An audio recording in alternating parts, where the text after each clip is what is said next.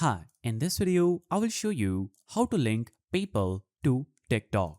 So, first and foremost, you will need to create a standard TikTok account which is also called a TikTok personal account or creator account. You can create the account manually or sign up using email, Facebook, Twitter, and much more. So, sign up and open the TikTok app on your phone or PC, go to your profile dashboard and click three-dotted menu in the top right corner or at the bottom right corner. Now, the icon should look like three-lined icon. When you click it, click Settings and Privacy and choose Switch to Business Account. Now, here's what you need to do for creator accounts. Simply, after navigating to the three-lined icon, click Settings and Privacy, select the Balance option, click Live Reward section, and the Withdraw button will appear and will be clickable when you have enough balance.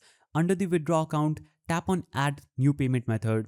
From country or region list, choose the country your PayPal is registered in and under choose payment method, tap on PayPal. Lastly, enter your PayPal credentials and start your transaction. So that is the simple way through which you can easily connect PayPal with TikTok. If you found this guide helpful, please don't forget to give it a thumbs up and thanks for watching.